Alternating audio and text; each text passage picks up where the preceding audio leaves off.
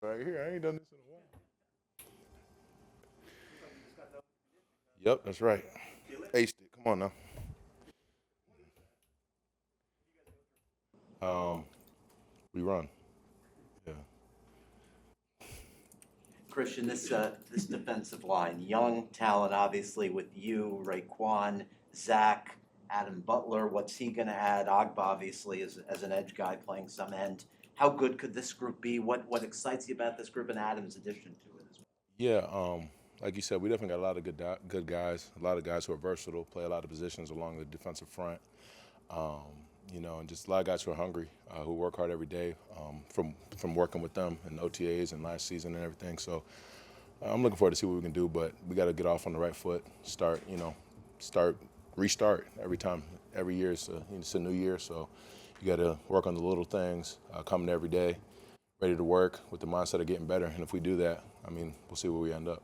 And any thoughts on Adam joining your group? Obviously, you Yeah. got pressure on the quarterback in New England. Yeah. No, I like Adam a lot. He's great for our locker room, great for our D line. Really like his game. Got a lot of respect for him too. He's a pro, so yeah, really like Adam. What do you think of the new facility? It's pretty cool. Not bad at all. Definitely, we'll have some fun in here. Got some nice new digs and everything. So I like it here a lot. Christian, how'd you spend your off season? Just training, working hard, working on my game. Was able to train with a good group of guys from around the league. Had about 8 of us. We all went away and just locked in and were able to train and get away from everybody and take care of business. We went to a undisclosed location off the grid, but no, we did a good job just getting after it, putting some work in. Are you still a player rep? Yes. What role have you had with the players as to the importance of vaccines? Well, really, I just try to get whatever information is pushed out. Just getting it from giving it my perspective and how I view it. It's different hearing from a counterpart rather than a coach or whatever. But I just try to help guys, try to give them the information. But as far as vaccines and everything, teaches on every it's up to every guy about what they want to do, whether they want to do it or not. No one's wrong, no one's right. I mean, it's all up to you. So. Balance that, I guess, with the new rule that you get forfeit games if there's an outbreak. Obviously, you want to win and do things first for the team, but you want to respect them. Yeah, like I said, to each his own. You just got to respect people's opinions, the reasons to do things, to not do things. And like you just got to be able to respect what guys are about. So. Jalen Phillips. Second. Jalen Phillips, your early. Oh yeah, no, I like Jalen. He's a good kid. Just getting to know him a little bit during OTAs. I really like him. He's a hard worker. Really, really cool, chill guy. Loves to listen. I'm kind of trying to take him under my wing a little bit and just be there for him in any way I can. Just be a good big brother to him. But I really like him a lot. I feel like he's has a chance to be pretty good. He just got to put the work in. You're one of the guys who made a big second-year jump. What goes into that? Is it just comfort, familiarity, understanding of the scheme? What contributes to the progress that you guys make? Yeah, it's a lot of things. Just knowing how to. You just learn so much in that first year. It's all just kind of going fast. So definitely in year 2, you kind of know what to expect. Just the comfort on the field, knowing the playbook, just everything. You're just able to make those small adjustments to your game. And you're usually able to make a good jump. So I'm excited for a lot of the second-year guys, to see that jump that they make. When the league announced that teams might be subject to forfeits and all that, what was your reaction? What kind of reaction you get from your Well, I'm not going to really get into that. But, I'm not going to get too much into that. But, they're all over the place, different feelings about it. But I'm not going to get too much into that. Christian, how has your approach changed from day one when you were a rookie walking in, not here obviously, but into Nova? How has your approach changed?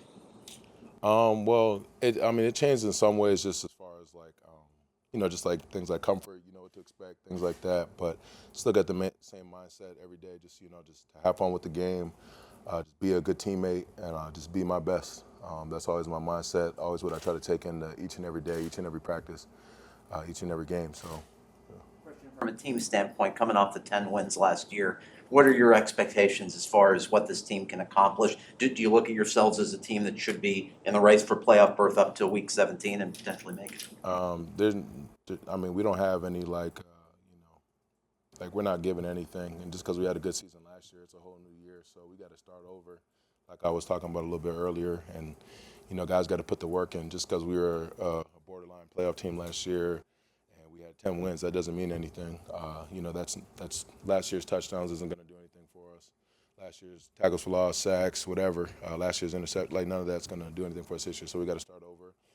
We'll see how training camp goes, and that starts today. So we got to put the work in. Individual goals, priorities you want coming into this year? Yeah, I always write down just a set of goals before every training camp, just for myself personally. They're pretty general, but I'm not gonna exactly say what they are. But I set goals for myself every year. I'm trying to be a goal-oriented person. Leader on that list? It might be. Like I said, I'm not gonna get too much into it, but yeah, definitely feel like I can. That's always important. Having been around the locker room for over a year for us, maybe you can give us a little insight. Who's a defensive leader who's maybe not so obvious, like a little bit underrated as a leader? Well, I feel like we got a bunch of guys who just add to that and just do a good job of whether it's leading by example or the vocal guys and everything, because you need a little bit of all that on the team, and just guys who you just go, we got a lot of good pros on this team, so just guys who handle their business. You could take see leadership and find that in a lot of the guys on our defense. Christian, playing a position that's so heavily reliant on contact, obviously, when there's no pads on, what exactly are you trying to get accomplished when you don't have the benefit of having the pads and that full contact? Yeah, really, that's where you really got to hone in on your technique and be a lot sharper. You still got to make sure, it's still ball, whether you have pads on or not, but just that physical aspect obviously ramps up when you do get pads on. But now it's just time to really polish up your technique, make sure your hands are, your technique has to be a lot better when there's no pads, because you're just not striking, got nothing to grab on, things like that. So yeah, that's really just what it is. And biggest thing, working in the football shape, being able to run around, run after the ball, doing those little things that matter. You're not telling us your goals for this year, and I get that. So let's go back a year. What were your goals for last season? How many of them did you meet? How did you grade yourself? My goals are pretty similar, so maybe with one small adjustment or two and things like that. But yeah, so I'm not going to share my last year goals either. Time there was so much uncertainty about the season, and you guys were coming back for training camp with kind of this weird maybe feeling about we don't really know what's to come. This year it feels like there's a little bit more security. You guys get to be in person. Is there kind of just a new level of excitement or just giddiness to just kind of all be together and have a sense of normalcy? Yeah, it's definitely different. Like last year had its hard parts and some benefits too. Like with it being COVID and us being so isolated from everyone else, we were able to get real close. I felt like and bond with guys and things like that. So hopefully some of that will carry over to this year, and guys will be more excited to be around each other, being here every day, and have a little bit more normalcy. So, As a bigger guy, I'm curious, how much weight do you lose during training camp? How do you account for that, going into it? So definitely the biggest thing is each day I lose a lot of weight, whether it's water weight just at practice or you're out there in that sun working hard. So I lose a lot of weight.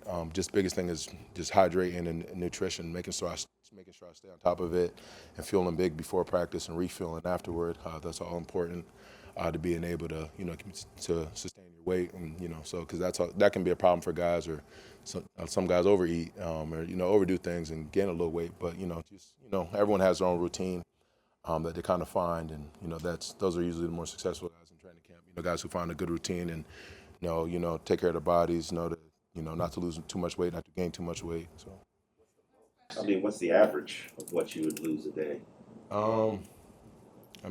I've double digits. Yeah, probably 10 pounds of practice I've lost before. But just rehydrate and refuel, and I'll get that back on. So, yeah.